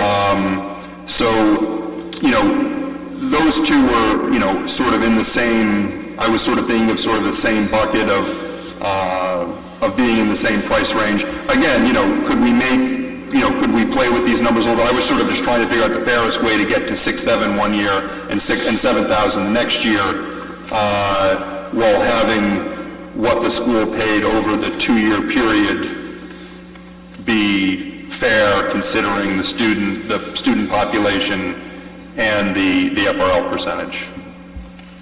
Right. And everyone is at 500 right now, is that, do I remember that correctly? Last year. Yeah, yes. Right. The current rate is 500. Mm-hmm. Yeah. Okay, so for MMS, with the highest rate of students, with the highest percentage of students, 285, they would go from 500 to 1,500. Mm-hmm. And for MMS 7th grade, at 280 students, they would go from 500 to 1,500. Right. So, basically saying that the incremental cost of going from 280 to 285 is not worth changing if we share a student, there would be a difference of a few dollars, but for coming up with round numbers, flat fees. Mm-hmm. I mean, we could have more precision here and get down to, to the $10, the $25 level of moving these around, but right. I tried to sort of, over the course of the 2 years, try to apportion it as best I could, and if people need more time with these numbers, I understand this. I was delayed in getting these out, but but this is these numbers. The breakdown was sort of in an effort to get us to 6,000 and right. 7,000, and then sort of divvy up from there what would be fair in a given year, but recognizing that. Particularly in the case of Jefferson and MMS, there would be a significant increase in the first year, so I tried to sort of ease them into it a little bit. Sure. Which is why I also maybe sort of eased off on some of the other schools in the second year, and you don't see, you see a total of $100 of increase between the other 3 schools in the second year, whereas, most of the extra $1,000 that's coming from 90% of the extra $1,000 is then coming from those 3 schools in the second year. Right. Thank you, Mr. Lombard. Yeah. So, like I said, just looking at this, and thank you for putting this together, the 2020 proposal that you have, like, I think that's a good baseline, for sure. I don't have mine in front of me, but I know it's right about 5K or so I think that makes sense.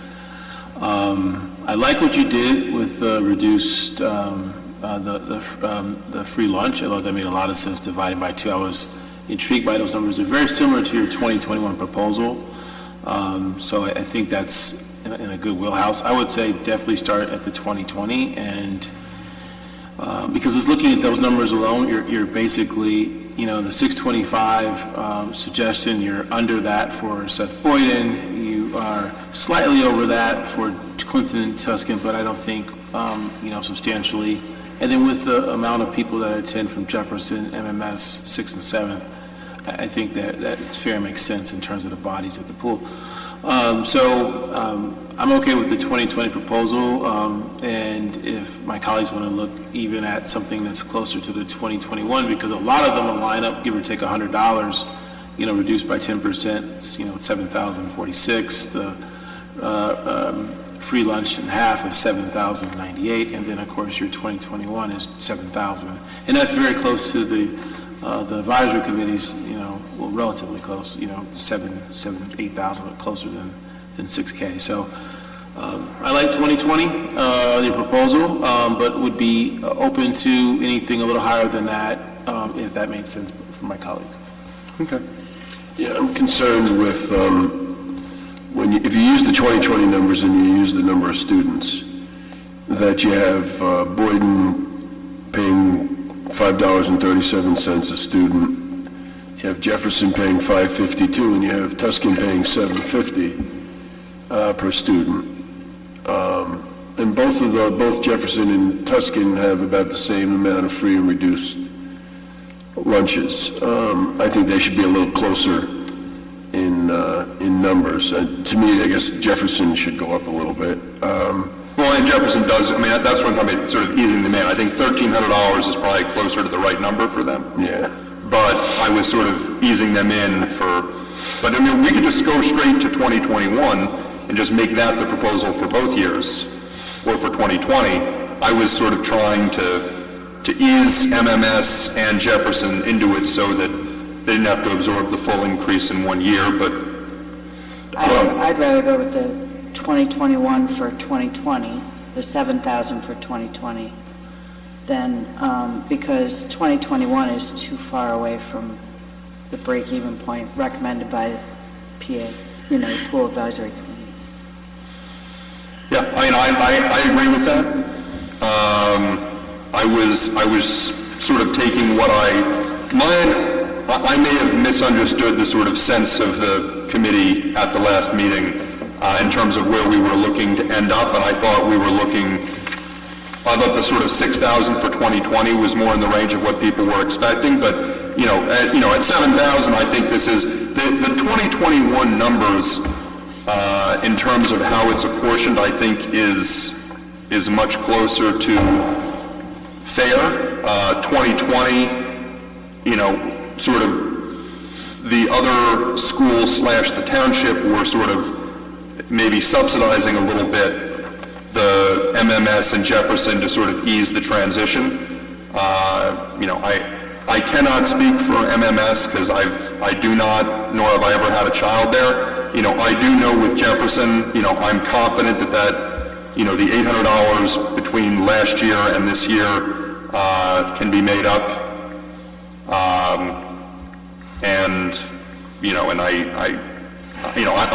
I would make that commitment to the PTA that if they can't find the money, that I will figure it out, but I can't do that for MMS. But yeah, I think that I would be fine with taking the 2021 proposal and just making it the 2020 proposal. If there's 2 other votes for that, I'd be a third. I'm not in favor of that. I would stay with the 2020 numbers, but I would change a couple things. Tuscan, I would up that number from 750 a little bit. They have a 10% FRL. They have 100 students, so I'd like to see that closer to 1,000. But then they would be paying like they would be paying approximately $10 per student. Okay. So yeah, and that's a point actually the mayor just made is, already, if you sort of break this down per student, it's already 2020 in particular is a little skewed. And less so in 2021, but. Right. But, we have to do the best that we can do by combining the two factors, which is the amount of students and the percentages of FRL. No, I understand. Which you did a really, best job of doing here.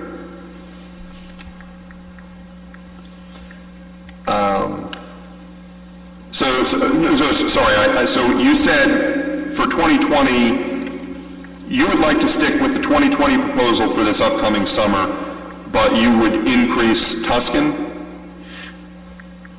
I would increase Tuscan. Tuscan and Clinton are being treated about the same. They're actually the same, not about the same, even though Tuscan has 10% FRL and Clinton has 19, almost double. But Clinton has 20% more students. Well, it just says 20 more students. Oh, no, but still, there's 20%. 20%. If you break it down, the Jefferson is $5.52 a student, and Clinton is $6.25 a student. So there's a pretty big gap there. And then Tuscan is $7.50. Tuscan is $7.50 per student. Yeah. And Tuscan is pretty similar. If you're using the basis of the FRL as the denominator here, you want to figure out some way to make it apply across the board, then you're going to have to jump up Jefferson. The subsidy to Jefferson is what's dragging this down because it brings their per student cost down too much. For 2020? Yeah. Yeah, 20. And, I don't know if you ran the numbers for MMS, but it's going to be a similar thing. Yeah, it's 526 and 537, except, they're at 20%, so, that's, you're also getting a lot of people there, too. Right. That's why I was saying to go with 2021 proposal for 2020, because it bumps up Jefferson considerably, actually, like $1.50 per student. To $7.18 per student at Jefferson, 2021. And Tuscan, $7.50 both years. Stays the same. And Seth Boyden stays under 6. Yeah, if you... It's about 6, stays pretty close to the same. And MMS goes up about $1. Right, but Seth Boyden suffers an increase even though they have 46% of FRL. They're still below when you look at the per student, but... Yeah, but it's like a... I'm a little... Well, we'd be keeping Seth Boyden for 2020 at the same rate they've been paying for years, and then we'd be bringing them up, $50 for the following summer, summer party. And, as Deputy Mayor McGee pointed out, the number that was in some ways, really instructive for me, and you can tell it's sort of what guided the 2021 proposed, is if we were to charge, assuming this number of students, if we were to sort of take that, charge $7.50 for the students who, at least on a percentage basis, are not on FRL, and half price for the students who are, those are really the numbers that you'll see. The FRL divided by 2 in that column looks very similar to the 2021 proposed.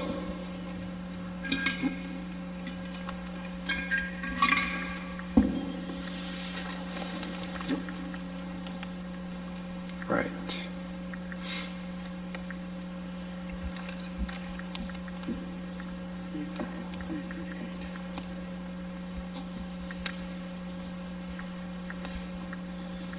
Okay, so we have to do something here. I was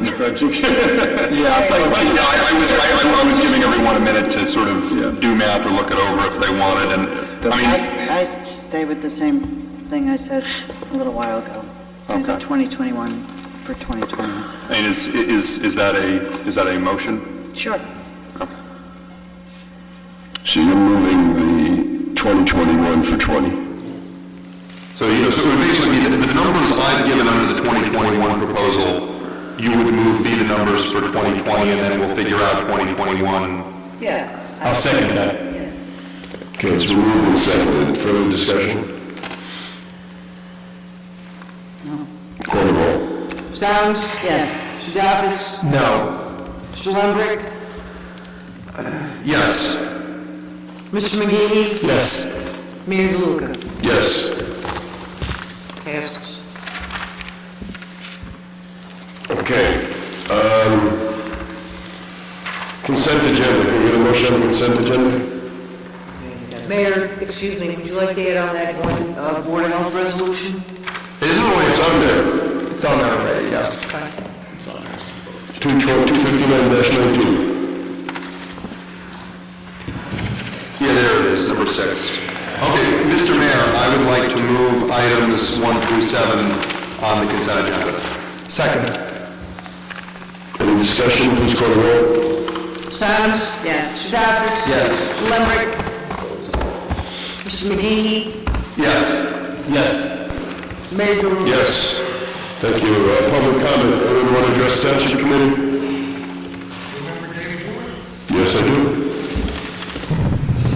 David Humer, 26 Nelson Place. Thank you all for your service and congratulations to Mr. Davis and Mr. McGee. 2 items. One, I want to bring to your attention that the heaters at the platform tennis courts still do not work and are operational. The what? The heaters at the platform tennis courts. Rest of the investment, great. The heaters are not operational. The other is that since the time to speak to the mayor as mayor is dwindled down to a precious few meetings, I wanted to read into the record, or bring to the record, an aspect of the job that you've done really well, which is that as being an ambassador of, an advocate for, and a representative of Maplewood in the outside world. It is not just the thousands of meetings you come to. It's all the preparation, all the follow-up. Anyone who encountered you in these settings would know that Maplewood is a well-run, progressive community with dedicated public officials. So I hope, and I think actually it has a multiplier effect, much past the tangible, the stuff you brought home, the kind of stuff that you talk about, just in how Maplewood is regarded all over the place. So I hope that as long as you're on the committee, you'll continue to use your gifts and your connections, because it benefits all of us. Thank you. Thank you. Thank you. Anyone else want to address the Township Committee? Okay. No one else? We will move on to administrative reports. Ms. Viveros. Thank you, Mayor. I just wanted to update everybody that this evening, you received iPads. I think we wanted to go on the initiative being paperless, and hopefully that would be something that we could build on, and everyone's comfort level, of course. Over the weekend since Saturday, we've been working, the OEM team I'm referring to, on the storm updates. I hope everyone received, I believe there were 3 that were sent out. Yes, sir. There was a good open line of communication between all, so it was the first of hopefully not many, but all in all, it was good. So I appreciate everybody who took the time out of this holiday weekend to do that. I just wanted to also say, with regard to 2020, I'm going to be working on a welcoming initiative, and beginning actually tomorrow, our department head, I have the So Much to Towns coordinator doing a presentation for department heads, because I believe that that is one of the initiatives that should go into being a welcoming and inclusive community. So just wanted to let everybody know that department heads are going to start to get on to that. I don't have anything else. If you have anything that you'd like me to. One thing, if you could... I'm sorry, Mr. Desidero was just bringing up the assistant clerk position and having a motion in order to go out and advertise for the position in the town. Is there a motion to authorize the hiring of the assistant clerk? So, second. Please call the roll. Savage? Yes. Yes. Savage? Oh, yes. Mr. Lambert? Yes. Mr. McGee? Yes. Mayor Gillis? Yes. And you're going to do that other evaluation as we talked about? Correct. Personnel, right? Okay. Correct. If you could talk to DPW, this week we're going to have snow removal, leaf removal, but because of the snow, a lot of people weren't able to get out and rake their leaves on Sunday because the snow was there, and still is. So if we can put out a revised leaf collection schedule, because I believe it ends, the current schedule ends either this week or next week. Okay. Well, I'll give DPW credit. I was driving through the snow the other day, and they were out there. We told them they had to go out at 5 o'clock to get the leaves off, so that's what they did. I saw them at 7 a.m. getting leaves off the street. Yeah, on the major roads, so then I don't think so we could get the parking. But there's still a lot of leaves that aren't even out on the street yet because people weren't able to get them picked up because of the snow. Okay. So we can get that new schedule out there. Anything else, Mr. Desidero? To Mrs. Rose, and I don't know whether this would fall under recreation or DPW, but if we could, we did make a big investment over in the paddle tennis courts, so if we could look into why those heaters aren't working, and it is the season that, those courts aren't going to be usable without the heaters, so. Yes, so oddly enough, I did get an email this morning from the supervisor of Public Works alerting the DPW director that they were out and that there was a lot of debris left from the contractor, so I believe we are in communication with the contractor to try to fix the issue that the one side is not working. I will find out tomorrow what the status is and what they're going to do to make that work, so. Thank you. Thank you. Mr. Desidero? I do not have a report, Mayor. Okay, thank you. Ms. Fritzen? I have a report.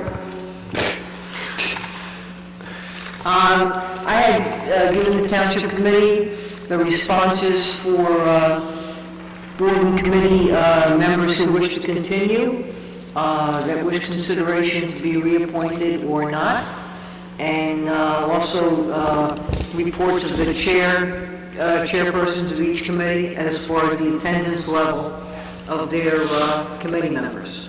Did you circulate that? I did circulate that. You did. It's in a packet? Not tonight, it was in your packet. Do you have it? In an email. Okay. Do you have it? You sent it as an email? Okay.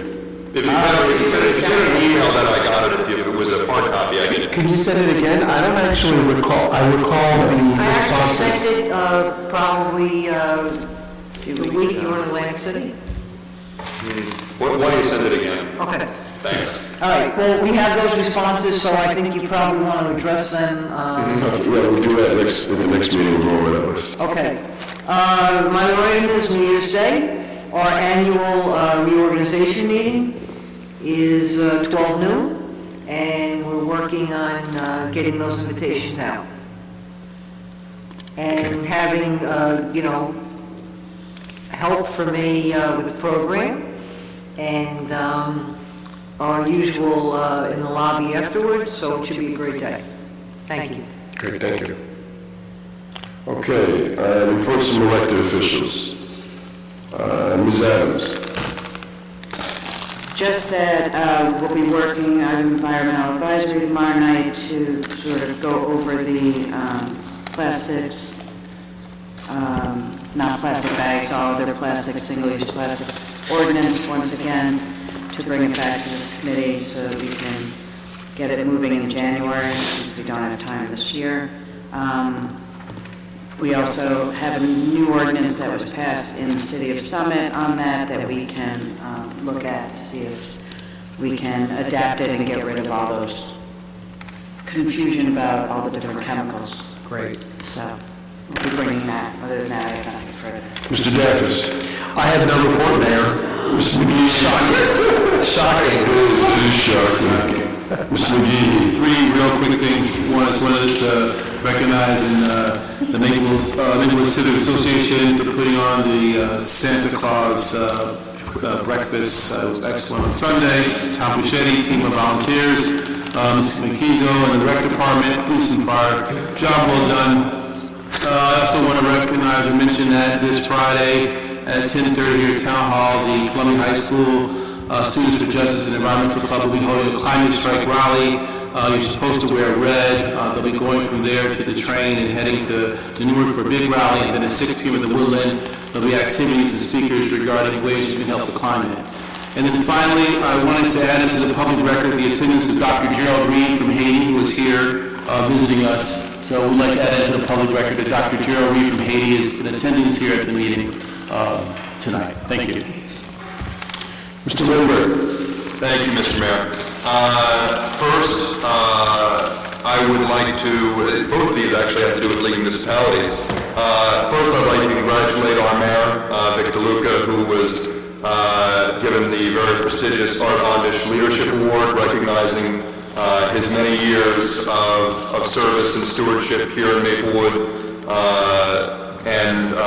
Every year it's always a pleasure to go to the Sustainable Jersey Luncheon down at the League, particularly this year when we won pretty much every award there was. As they recognized at Sustainable Jersey, one of the big reasons for that has been leadership from the top, from our mayor. Congratulations, Dick, on that award. I also wanted to say to our clerk, Liz Fritzen, you were missed this year, and but we are glad that you are healthy.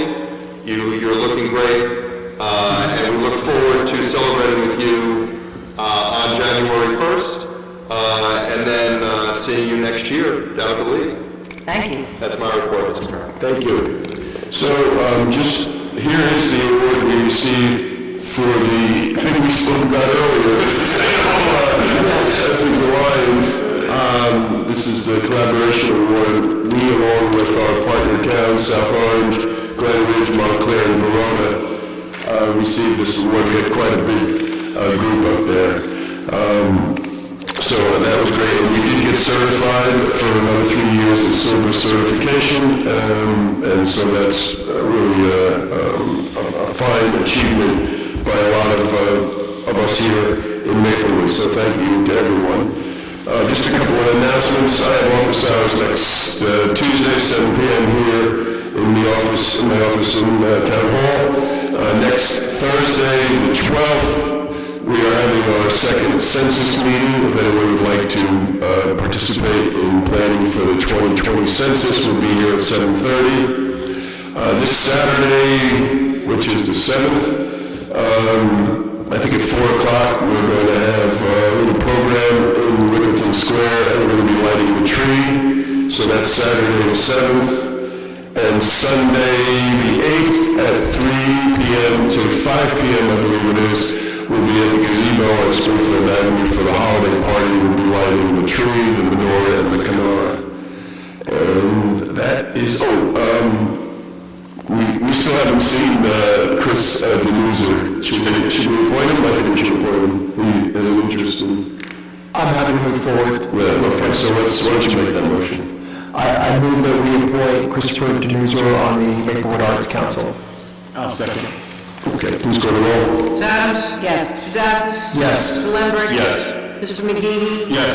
Mayor DeLuca? Yes, thank you very much. We get a motion to adjourn? Mr. Mayor, I think you neglected to mention one other thing. I'm coaching the witness here about great news that we received from the Department of Transportation about a municipal aid program regarding Midland Boulevard for 2020, $475,000 that we received a grant. So Great. It's almost as if you actually have a report. Right. Yeah. So we have a motion, all in favor of adjourning? Aye. Aye. We'll see you on December 17th. Thank you.